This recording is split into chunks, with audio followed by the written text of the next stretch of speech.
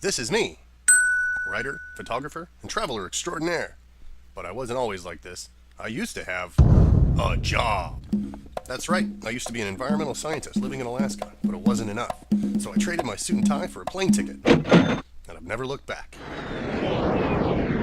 I've been traveling for almost a decade now, and since that time I've hiked amazing trails and bicycled across 12 countries. I've paddled Arctic water and climbed ancient glaciers. I've gone spelunking in Asia and horseback riding in South America. I've gone sailing through pirate-infested waters and surfing at the edge of the world. I've gone paragliding in Peru and explored waterfalls in the Philippines. I've seen amazing sunsets and breathtaking mountainsides. I've been a part of unique cultures and eaten strange, exotic foods. I've even listened to many different kinds of music. And of course, I've taken lots of photos along the way. Over the last 8 years, I've been to so many different places and seen so many different things, I thought it'd be a shame not to share it. So that's just what I did. So welcome, and thanks for joining me, Cyle ODonnell, as I explore and research amazing places and cultures from all over the globe. This is no tourist video. I go deep into the jungles and find wild animals. I trek out to the faraway villages and see life the way people live there. I do what they do and go where they go. I eat what they eat and sleep where they sleep. I visit distant islands and climb steaming volcanoes. And I do it all because I'm the Travel Geek.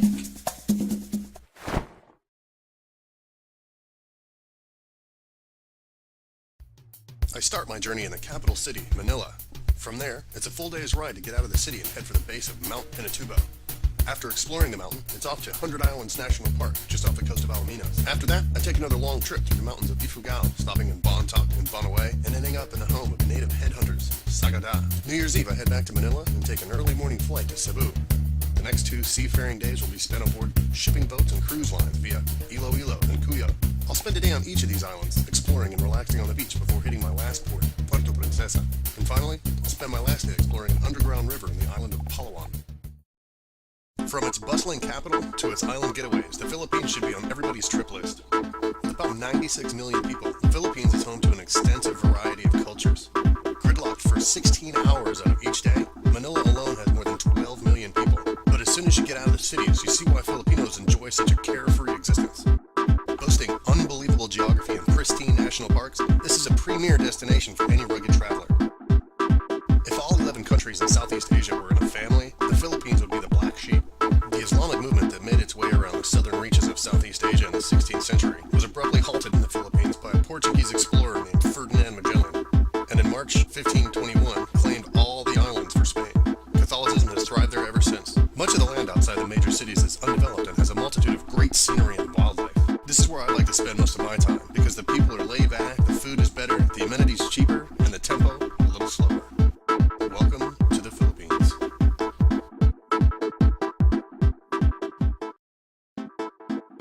The first thing I could think about when I got into Manila was how to get the hell out of Manila. It was 15 minutes in and the pollution was already giving me a headache. So it's off to the outskirts for me. What you see when you start getting away from the city seems like normal life for the majority of the Philippines. My agenda had me traveling straight to Mount Pinatubo via Angeles, but what I found out almost immediately was that navigation, if you're not using travel agents, package tours, or commercial buses, can be a bit confusing. So how do I get to there? Jeepney that goes there? Aboard jeepneys and other forms of local transportation, you're bound to run into some interesting characters, and because most people are related in the smaller towns, you're also likely to get the scoop on cheap lodgings, sites, and restaurants. That was a jeepney. Those things are amazing. They look like huge tankers. They're armed vehicles or something, but they transport everything from cattle and all, like kids and all kinds of cool stuff.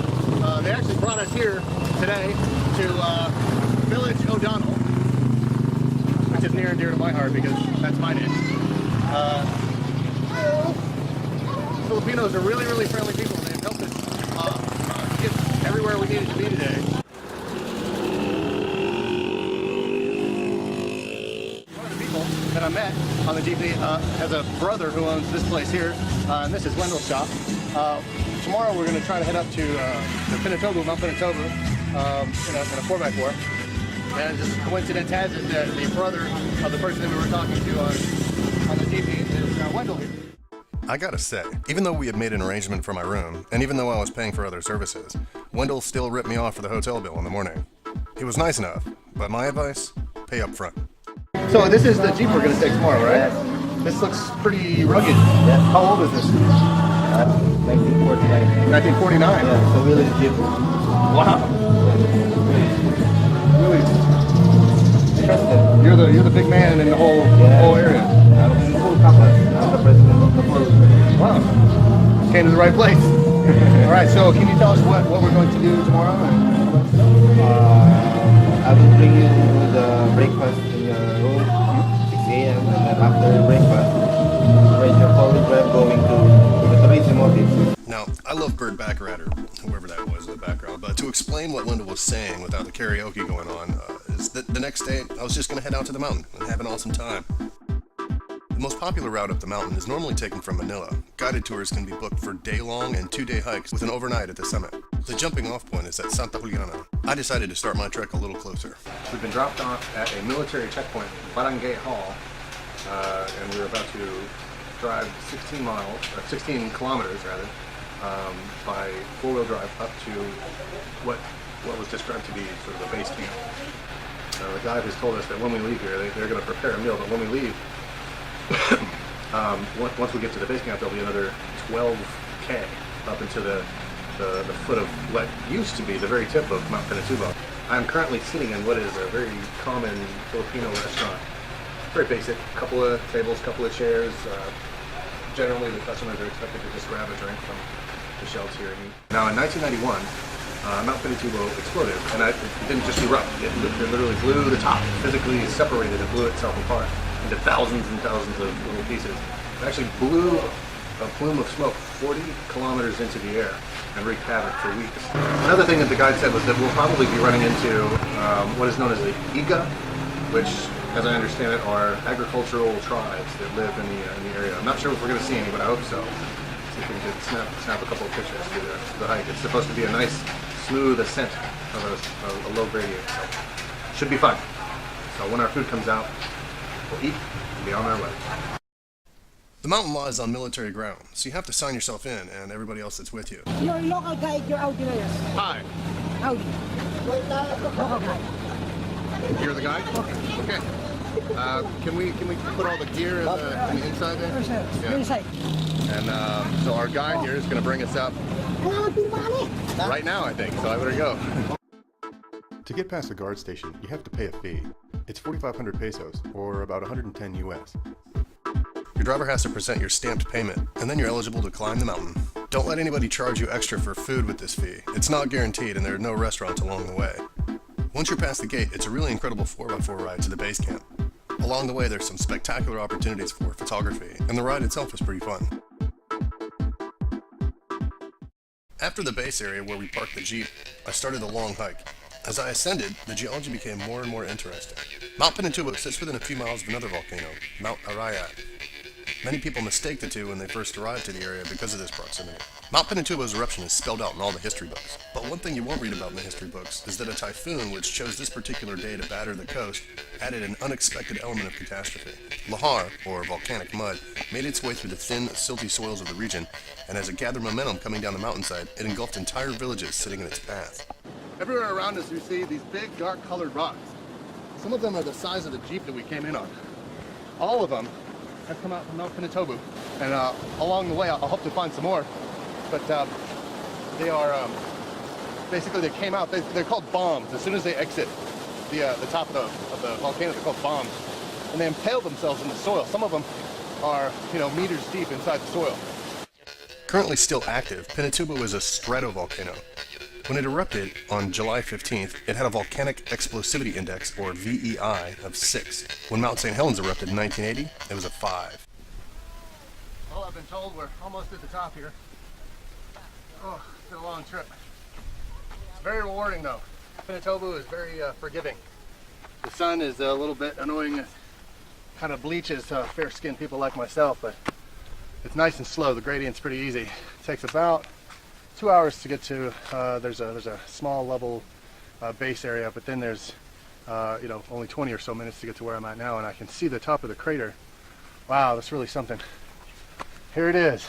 Made it. Wow, that is something.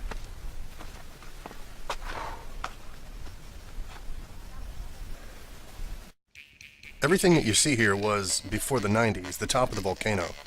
It lost some 300 meters of altitude when it exploded. What's left is this emerald green crater lake. You can take a boat to a hot spring that's just out of view from the landing area. It takes about an hour round trip. But I had to get going, so I snapped a couple of photos and headed back. The next stop on my trip is Alaminos in the 100 Islands National Park. It's about a 2-hour journey and can be done by the major bus charter Victory Liner for about $8. But I took a jeepney and spent about $3 and got to see much more of the scenery. The trip through the smaller towns was great. There's far less traffic, and I spent most of the trip hanging out of the bus's rear door snapping photos. Well, here we are, just outside of Alaminos City. It's probably my favorite part of traveling, is getting into these very rural areas. We rented this place last night. It's probably one of the nicest places I've seen in. But even this place, it's got cows grazing in the field right next to it. Sitting just outside of Alaminos is a town called Lucap. It's the port of call for visiting the 100 Islands National Park in the Lingayen Gulf. There's really not a lot to see in Alaminos, but it has a big market and you can take a tricycle for about 60 pesos, about $1.40. For a round trip of 120 pesos, the driver will drop you off and pick you up from anywhere you want. Or you can just drive around both towns and see the sights from the little sidecar attached to the bike. I decided I wanted to check out the market because I always get great photos and people are always happy to let you snap away. So we're in downtown Alaminos right now. This is sort of the main strip of the area here. So we're just going to walk into this mall, check out and see what they have. I love taking pictures in markets. They're full of people, they're full of flavors and amazing smells. No matter where you go, there's always something very interesting to take pictures of. Someone cutting up fish, they seem like a normal sight in the location you're in, it's all the locals, but not everybody gets to see that wherever I'm from. At a typical market in the Philippines, you're likely to find all sorts of seafoods, chicken, beef, even lamb. And since it's a majority Catholic nation, there's also plenty of pork. To make it easy to flush away fish cuts, markets are generally also built right on top of open sewage pits, so bring your nose clips.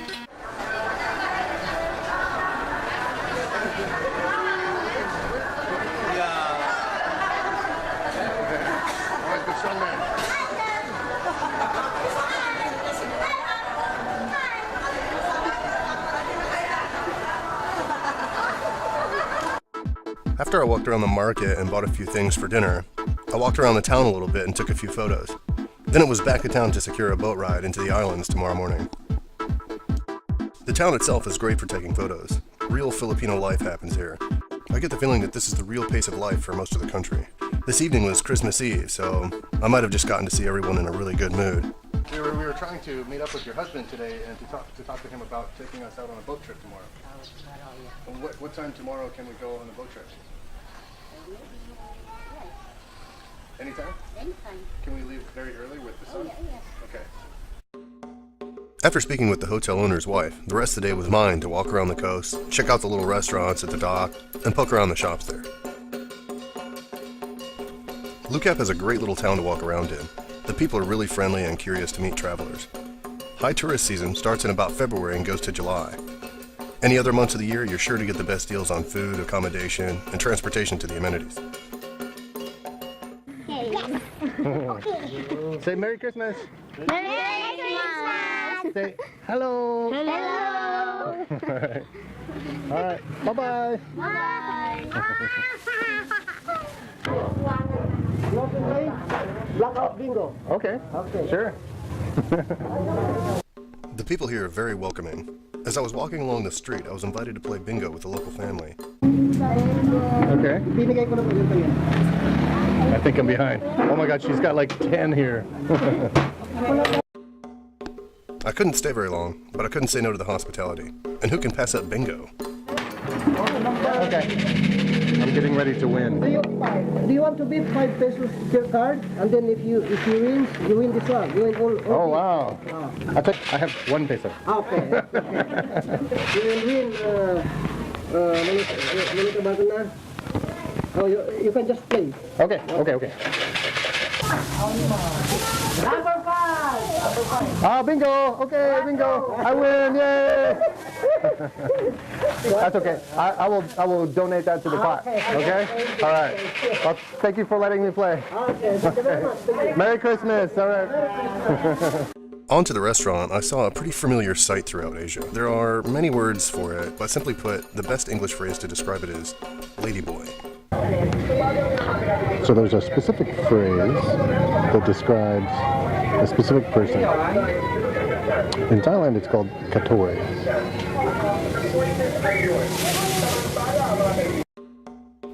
As with most Southeast Asian countries, transgender males are pretty widely tolerated. The Philippines is no exception. Gays and lesbians will have no trouble here either. On to the food, I ordered pork soup, served hot. Ooh, that's nice and hot right there.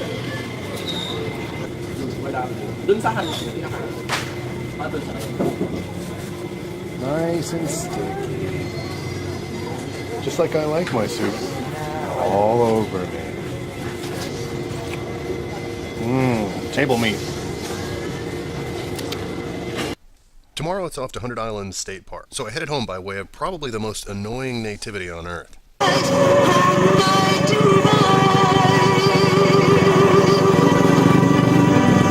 Yeah, that's pretty annoying. So the next day it's off for the islands, and to hopefully get some great photos. So here we are, about to take off to the 100 Islands National Park. We're going to see Quezon Island, Children's Island, and Governor's Island, I think. How long is the boat ride? Nice and quick, huh?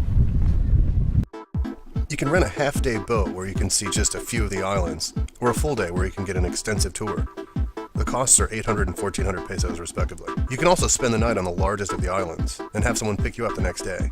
I opted for the shorter trip. As you approach the islands, you get a feel for the sense of peace that exists here. After a short hike up to, what was it, 123 steps? Yes, sir. There's 123 steps up the short hike on Governor's Island, and that's symbolic because that's how many islands are actually here. There's 123 islands in the 100 Islands National Park, and if you pan through, you can see just what those islands look like. They're eroding away, so they're falling off in huge chunks and being basically melted into the sea. And oddly enough, that actually helps the numbers. This island that we're standing on now used to be 2, and in the center of this island, obviously the area was eroded away, making this 2 islands. So kind of a bittersweet victory for the numbers. Governor's Island Cave.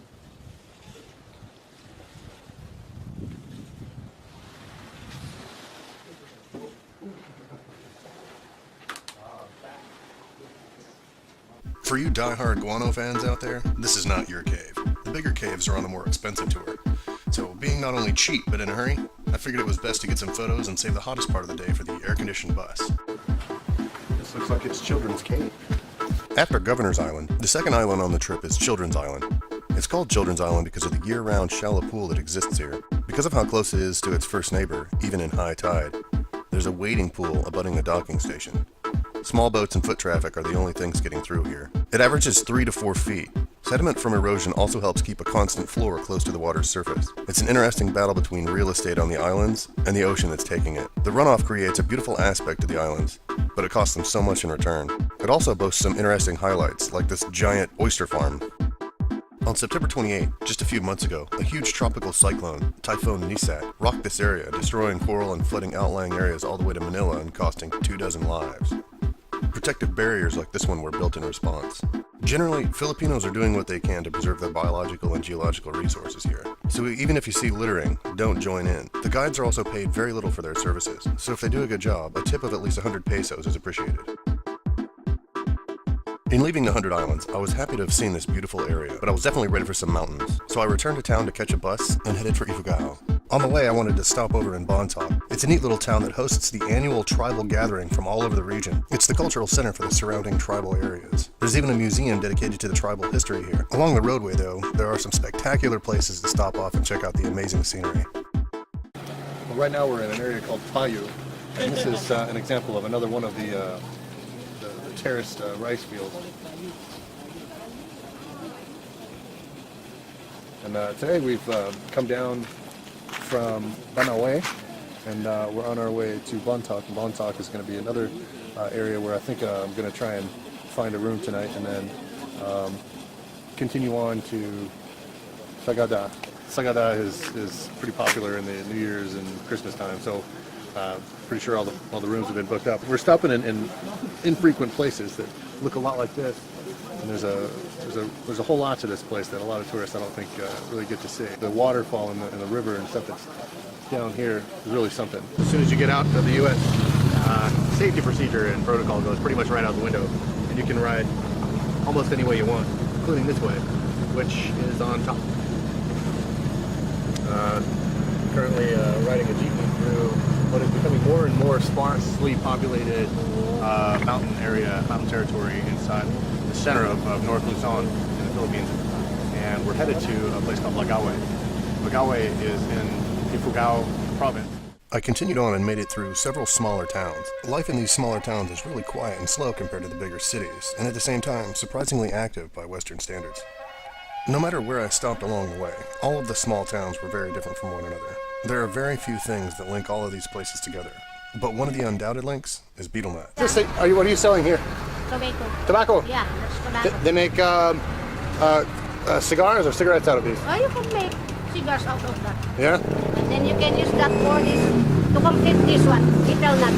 What is this? Betel nut. Oh, There's the betel nut, that's the leaves, and then the tobacco. And you chew that? Yeah. It's a red, fibrous substance which, when mixed with tobacco and other substances, makes you high. The downside is its teeth-rotting qualities. And of course the endless legion of stoned Filipinos hawking huge snot-filled red chunks all over the ground. Pushing on, I had a quick stopover in Langawi. So we just arrived in town of Langawi. Langawi is one of the carving capitals of Philippines. They have all this wood all over the place. On the way up here, they were making some really amazing sculptures. You can see them all on the side of the road and everything. So we're just gonna walk around the square a little bit, hopefully get some footage of all the buildings and stuff, and go catch another jeep up to Panawe. So probably. More and more, I was getting to really like riding in these jeeps. Besides the immediate and inescapable thrust into a real Filipino pastime, not to mention the impossibly cheap transportation, I keep meeting these amazing and friendly characters who want nothing more than to share insights into their lives. Yes. You come down every day? No. Just say once a week or once a month. Once a week or once a month. And so you bring back a lot of supplies? Yes. John went on to tell me that he owned a small shop on a small parcel of land which also offered subsistence crops throughout the year. His lifestyle, he says, is not uncommon. Many people live far up in the mountains and simply work to get their children through school. You have to pay for school? Yeah. Yeah. How much is school for your children? About say for the high school, about say, you don't know, about say, about five for the 1 year. 5,000 pesos for 1 year? Yeah. And do they have Western teachers in the schools here? No, they don't have local teachers. What is the most difficult thing for foreign people to understand about the Philippines? I don't know many. Many. Joe went on to tell about the many things that create a deep cultural gulf between the Philippines and the rest of the world. This not only spoke to his level of national pride in the Philippines, but his breadth of knowledge of the world outside it. Interestingly, he admits that English is becoming less and less a part of the Philippines ever since the U.S. troops pulled out in 1991 from having had bases here since 1945. English is spoken everywhere we go. I've not had any problem talking to the local people because everybody speaks such good English. Is that, do you like that, or do you think that you should have more nationality who speak Tagalog or the local language? I think now the national language now is, I think, gaining importance here. Yeah. And for example, the young ones now, they understand more Tagalog than English. Yeah. Not like the old ones, because they were used English before. Yeah. They understand also English. So it's moving away from English. Yes, a little bit. Joe's perspective on things was great. I was happy to see that the Philippines as a nation is coming away from American influence. I think we've exported enough hip-hop for Asia already. Now it's off to study up on Joe's ancestors, the headhunters. The priests, these priests, they themselves, they composed their own songs. Once in town, I headed immediately for the museum in hopes of talking to someone about the headhunters. Unfortunately, we weren't allowed to film inside, but the lady allowed us to film outside. The unalim is the chatting up, the telling the people. This rule is in effect, the clerk said, to control the dispersion of the images and to protect their heritage. The images were staggering. Men posed with the faces of other chiefs, ripped from their heads as a prize. Headhunting, I found out, was not about brutality, however. It's about protecting the village from those who would invade and steal lands and mating rights with the village women. There are some absolutely amazing pictures. There's portraiture in there. There's items. I mean, everything from pottery to the wooden spoons and bowls. The thing that I like the most about them is that they all had some sort of animal edifice or front end to them. So if it's a bowl, you'd have like 2 feet of a cow poking out of the front of it or something. It was really interesting. And so here we're standing in front of what would be a kind of just a basic version of one of their huts.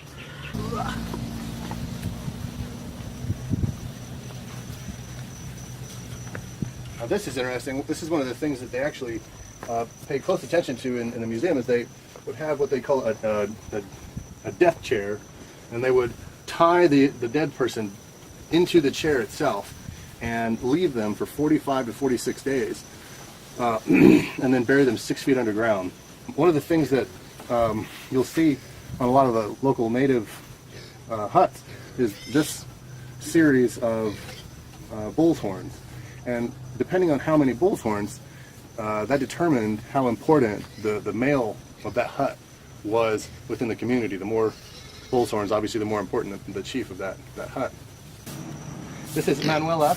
Manuela gave me all kinds of really good information when we were inside the museum. And she broke my heart and said that I couldn't take pictures inside, but that's okay. I'll respect that. That's a very important thing. You can go around the village of Botok and you can see the same. Yeah, But not the pictures. Yeah. All right, well, thank you again. Welcome. After picking up some relics and some tribal wine from the surrounding villages, I got some sleep and prepped for the ride further up into the mountains to Sagada. Of course, as with the rest of the trip so far, there were some amazing sights along the way. Can I pay you 20 pesos for a photo? Yeah. Is that okay? Yeah. Oh, great. I ran into some village elders resting from a long walk up to the top of a mountain pass, so I took the opportunity to snap a few photos. When I finally made it to Sagada, I was pretty late, and for the first time on my trip, I felt the sounds of silence. It was so peaceful in the mountains. The only sounds were crickets off in the distance and raindrops drumming against the tin roof.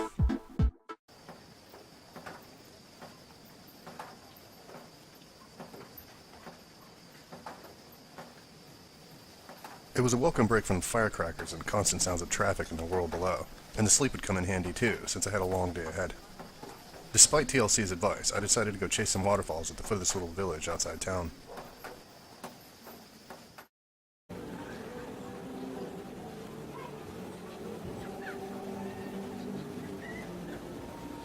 Wow, right?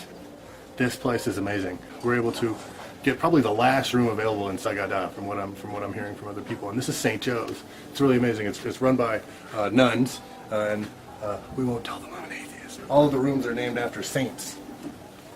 There's St. Andrew. There's Simon Peter, and Simon Peter is where I'm staying, so I'll take my key to make sure I'm safe. All of that wood is made by a local artisans. All of this carving work, all of the carpentry, all it's really smooth. It's like a cabin in the Philippines. It's a really cool fireplace over here.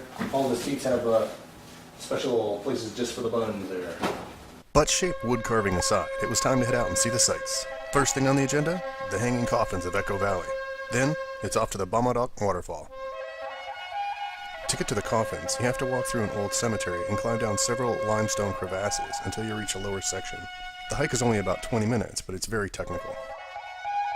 Some of these odd, dangling burial sites are hundreds of years old. The practice of hanging their dead belongs to a tribe called the Aplai people and comes at a hefty fee. A sacrifice of no less than 20 pigs and 60 chickens is required by the gods in order to have the honor of hanging out for all of eternity. A longer hike can be done beyond the hanging coffins, but I wanted to head out to the Bamadok waterfall. To get down to the waterfall, you have to pay a guide to walk you through the town and through the rice terraces. The cost is 600 pesos, no matter how many people are in your group. But that doesn't include the jeep ride there, another 650 pesos. As before, this doesn't include food or the cost of an additional guide for other areas around Sagada. The walk through the village really brings you back in time.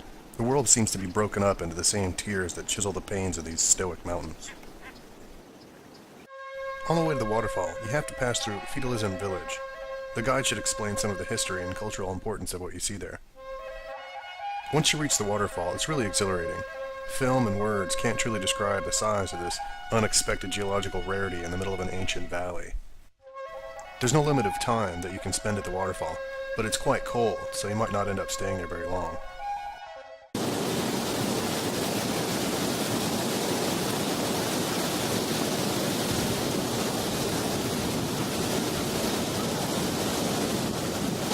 I'll tell you what, the Philippines might be hot, but Mabudil waterfall puts out some cold water. Oh, it's not gonna hot day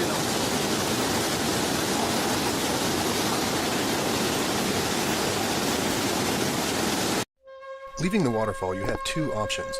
Return the way you came, or keep going around the pass to another village. I chose the latter. The cultivation and use of marijuana in Ifugao is largely tolerated, but that's not the only unique quality of these fields. Arabica coffee beans also hail from this location. The climate is perfect and the market isn't influenced by heavy trading.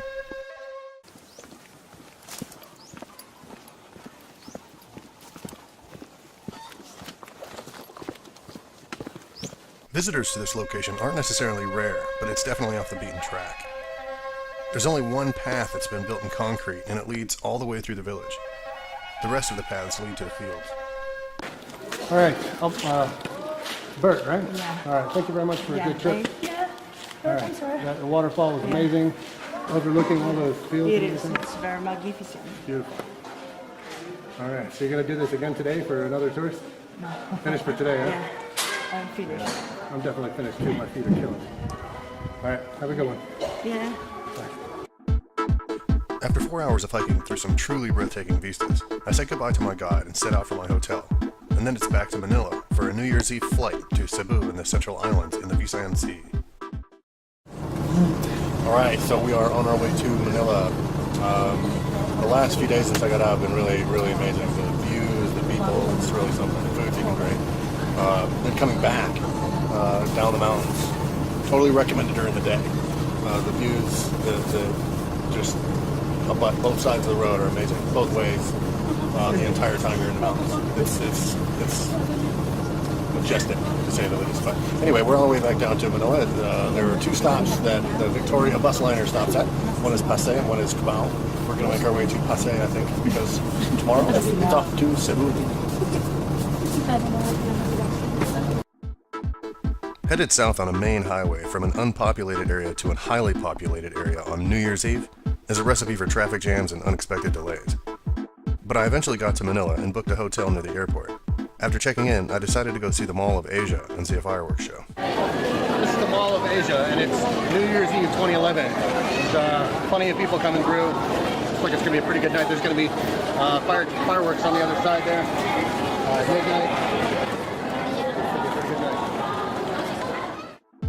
The Mall of Asia Manila is the third largest mall in Asia and fourth worldwide. It's located in the Pasay district of Manila. It covers a land area of 42 hectares. Daily, more than 200,000 people pass through it, not including holidays. The parking lot alone is 6 stories. In November 2009, more than 26,000 LED lights were added to this globe sitting in front of the mall's entrance.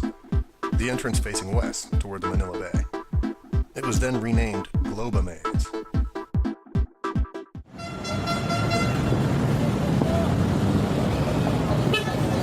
This is the Mall of Asia. One of the coolest things that I saw here was the motorized tram, complete with driver, making a huge loop and bringing mall-goers all over the first floor. I wanted to stay and watch the fireworks, but honestly, the crowds started being a little too much for my taste. So I headed back to my hotel and got some rest for my early morning flight to Cebu. Once there, it was obvious that I had left the crowds for more of an island mentality. The people, and more importantly the schedules, ran on a much slower clock. And, as I would find out in the last legs of my journey through the islands, that schedule would have me changing my plans dramatically. I didn't spend a whole lot of time in Cebu, just enough to get my bearings and to check out some cuisine. I ended up having continual and unrelenting problems from the very unapologetic staff of Cebu Pacific Airlines. And I recommend, if you can avoid traveling through them while you're visiting the Philippines, that you do everything in your power to do so. This was also a determining factor in leaving Cebu early, as I changed my flight plans to ferry rides. It turned out to be a good decision too, since I got to see more places, got to eat different foods, and experience a much different side to the smaller isles of the central Philippines. Once I started investigating the process of navigating the islands by ferry, I found out lots of interesting things. Firstly, you can hop on just about any boat moving any supplies to any island with little to no hassle. The only problem I ran into was that it was New Year's Day and many of the stations were simply closed. So I booked a trip on the only available carrier, the Cyle, headed from Cebu to Iloilo, another name in the Philippines that I wasn't graced with the ability to pronounce correctly. The waters in the Visayan Sea are relatively calm, so if you're going to have a problem there, it's probably going to be more a case of having chosen the wrong boat for your liking. The quality of travel that you can arrange here spans from first-class cabins with air conditioning and room service to sweating topside while trying to get whatever sleep you can between the rooster calls of your bunkmates. What I experienced was something in between. The livestock was still there, but I did get a cabin for my first trip.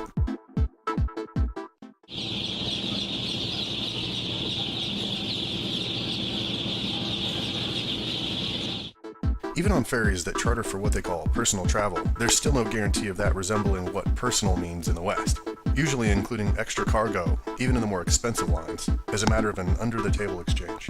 On this particular trip, the third-class bunks were on the outer deck, where they did, in fact, have to share their pay tickets with thousands of other participants in one such exchange. All right, here we are aboard the Filipina Cebu, owned and operated by Cyle, the shipping lines. The first night I'm going to spend here in a cabin in the boat here, and I'm immediately rewarded by this amazing sunset. It's really something. There's really no way to travel through the aisles like on a boat.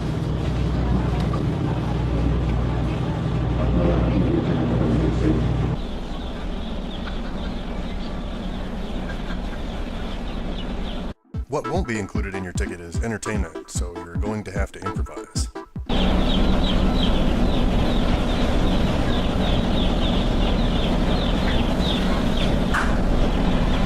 Oh, they're packing. They'll be packing. See them? Well, I finally got tired of bugging the baby chickens, so I thought I'd go bug the captain. It turns out there's about as much security on the bridge as there is in the cargo hold, so it made for an interesting interview. So here I am in the bridge. The captain, who clearly cannot hear me right now, is in there watching TV. Tons of gadgets and buttons and gears and all kinds of stuff in here. This is like World War II era gear here. Pretty cool. He's totally just sitting there.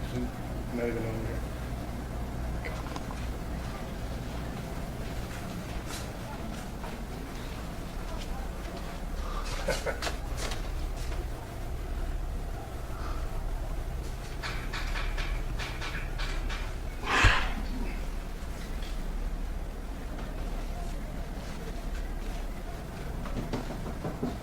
Hello.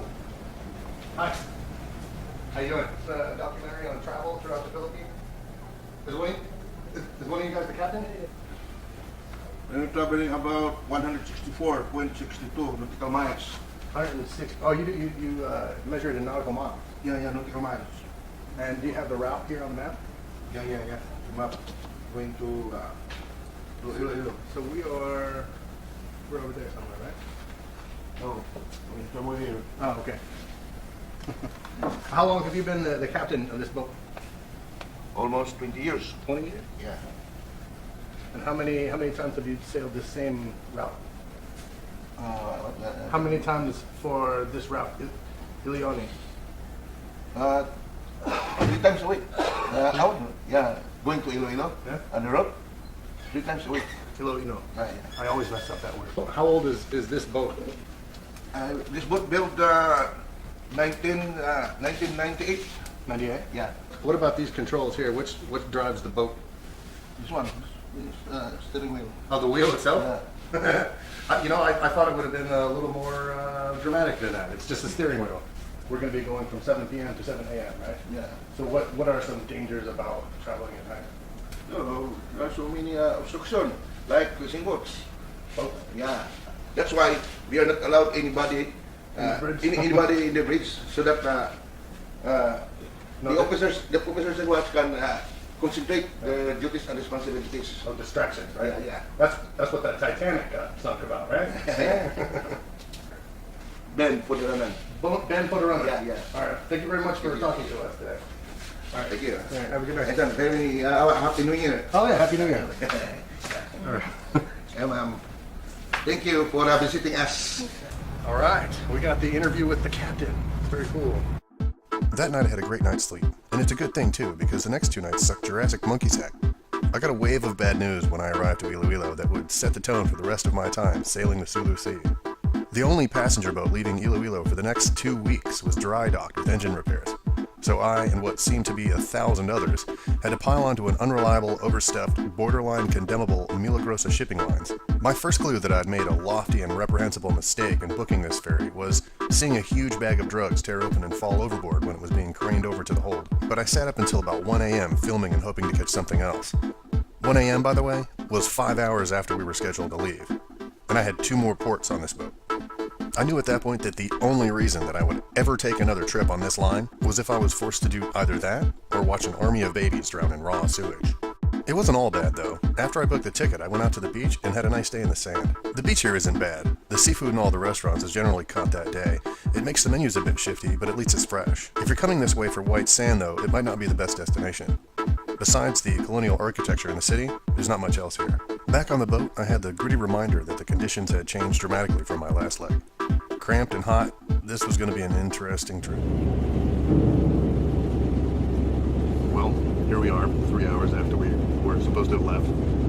Our once empty cabin has filled up and it's full of backpackers and locals. And still don't really have any kind of idea as to when we're going to leave or make it to wherever we're going or whatever.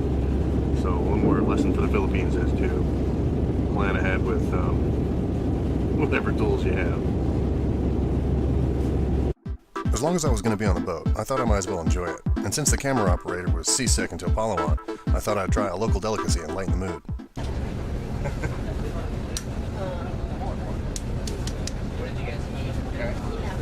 And then just...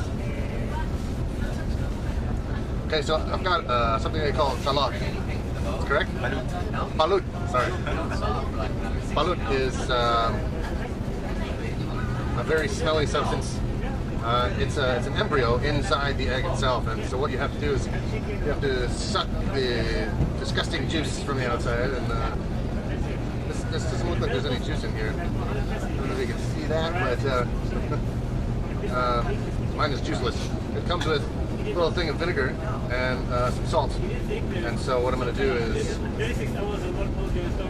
try and just power through this guy here. So I'll just put some salt on here first. Downstairs, yeah. Can't drink it. It's not liquid. No liquid inside. No. So you have to eat everything in one time. No, it's dead, but it's like...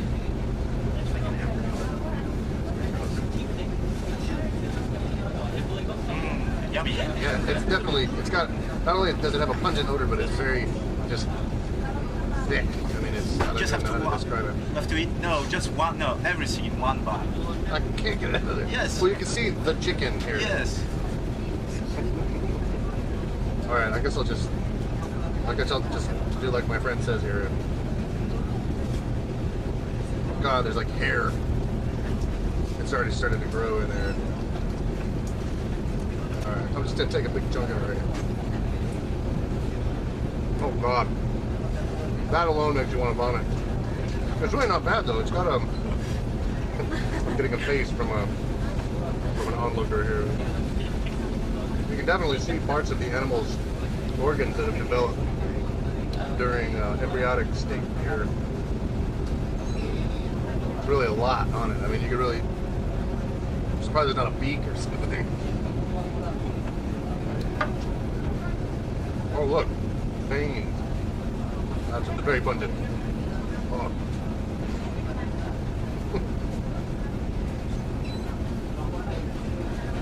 making you hungry, isn't it?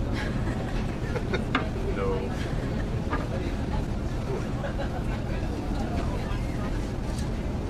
Well, it's definitely worth trying. I mean, it's not bad.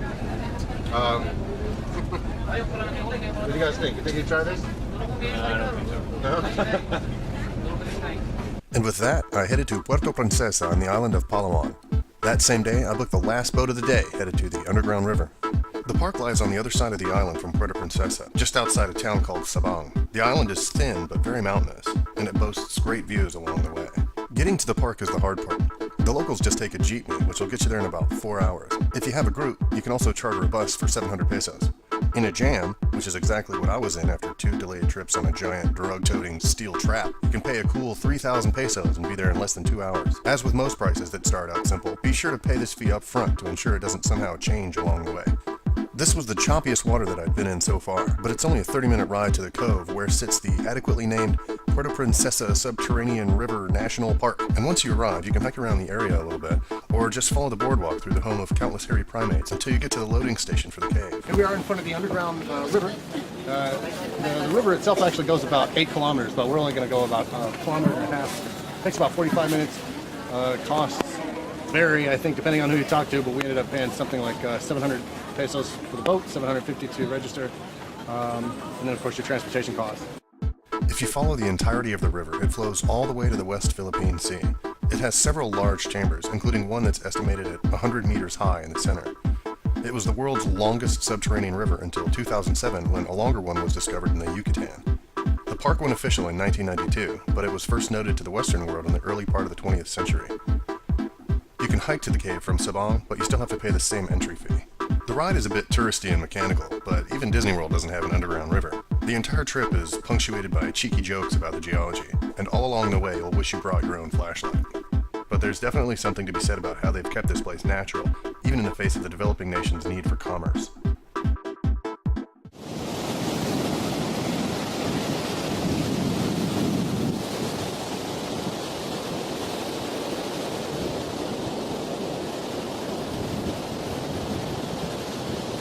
Amazing. I'm here on my last day in the Philippines in Sabang. Last night I was awake for the sunset, and this morning I'm awake for the sunrise. And the morning sky here has just got a palette of some amazing colors. This was supposed to be my last take for the trip, and bless my heart, I went on to try and come up with something meaningful or to impart some sort of closing capstone to the trip. I was just too tired, so I figure I'll just roll some bloopers and hope that does the trick. Well, we're... The mic is all up in that grill. Are you okay? Okay. My boots have died. Check with it. Hi there, I'm Cyle. Don't move.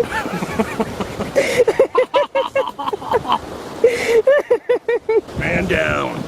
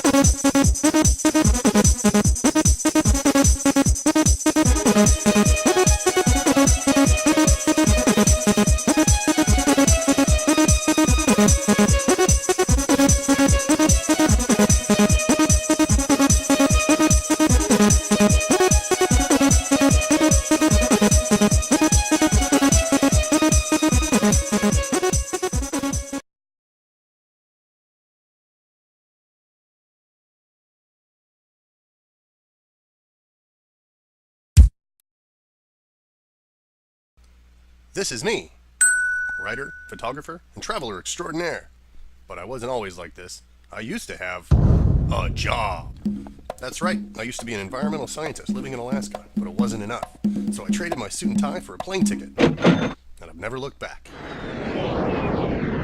I've been traveling for almost a decade now, and since that time I've hiked amazing trails and bicycled across 12 countries. I've paddled Arctic water and climbed ancient glaciers. I've gone spelunking in Asia and horseback riding in South America. I've gone sailing through pirate-infested waters and surfing at the edge of the world. I've gone paragliding in Peru and explored waterfalls in the Philippines. I've seen amazing sunsets and breathtaking mountainsides. I've been a part of unique cultures and eaten strange, exotic foods. I've even listened to many different kinds of music. And of course, I've taken lots of photos along the way. Over the last 8 years, I've been to so many different places and seen so many different things, I thought it'd be a shame not to share it. So that's just what I did. So welcome, and thanks for joining me, Cyle ODonnell, as I explore and research amazing places and cultures from all over the globe. This is no tourist video. I go deep into the jungles and find wild animals. I trek out to the faraway villages and see life the way people live there. I do what they do and go where they go. I eat what they eat and sleep where they sleep. I visit distant islands and climb steaming volcanoes. And I do it all because I'm the Travel Geek.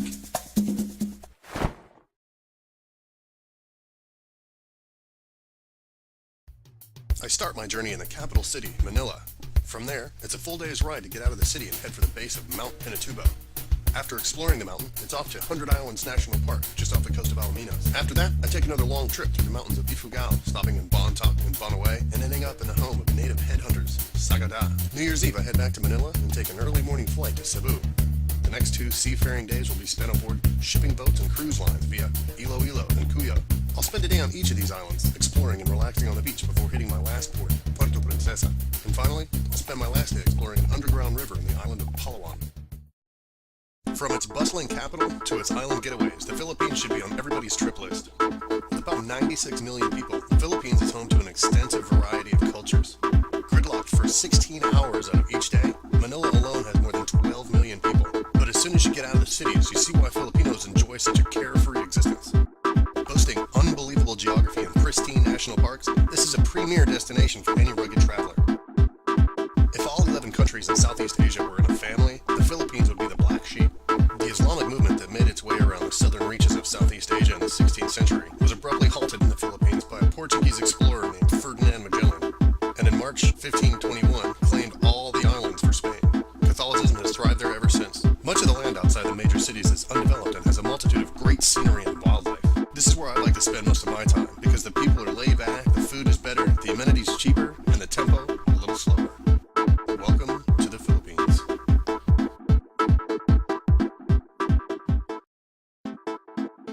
The first thing I could think about when I got into Manila was how to get the hell out of Manila. It was 15 minutes in and the pollution was already giving me a headache, so it's off to the outskirts for me. What you see when you start getting away from the city seems like normal life for the majority of the Philippines.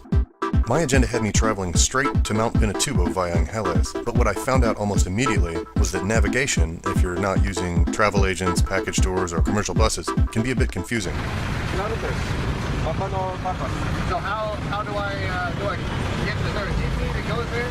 Aboard jeepneys and other forms of local transportation, you're bound to run into some interesting characters, and because most people are related in the smaller towns, you're also likely to get the scoop on cheap lodgings, sites, and restaurants. That was a jeepney. Those things are amazing. They look like huge tankers and armed vehicles or something, but they transport everything from cattle and all, kids and all kinds of cool stuff. They actually brought us here today to Village ODonnell, which is near and dear to my heart because that's my name. Filipinos are really, really friendly people, and they've helped us get everywhere we needed to be today. One of the people that I met on the jeepney has a brother who owns this place here, and this is Wendell's shop. Tomorrow we're going to try to head up to the Pinatubo, Mount Pinatubo, in a 4x4. And just coincidence has it that the brother of the person that we were talking to on the jeepney is Wendell here. I gotta say, even though we had made an arrangement for my room, and even though I was paying for other services, Wendell still ripped me off for the hotel bill in the morning. He was nice enough, but my advice, pay up front. So this is the Jeep we're going to take tomorrow, right? This looks pretty rugged. Yeah. How old is this? 1949. 1949. Yeah, so Willie's Jeep. Wow. Really, Trusted. you're the big man in the whole area. I'm the full couple. I'm the president of the full. Wow. Came to the right place. All right. So can you tell us what we're going to do tomorrow? I will bring you the breakfast in the room, 6 a.m. and then after breakfast, arrange your forward drive going to the tourism office. Now, I love Burt Baccarat, or whoever that was in the background, but to explain what Linda was saying without the karaoke going on, is that the next day I was just going to head out to the mountain and have an awesome time. The most popular route up the mountain is normally taken from Manila. Guided tours can be booked for day-long and 2-day hikes with an overnight at the summit. The jumping-off point is at Santa Juliana. I decided to start my trek a little closer. We've been dropped off at a military checkpoint, Barangay Hall, and we're about to drive 16 kilometers rather, by four-wheel drive up to what was described to be sort of a base camp.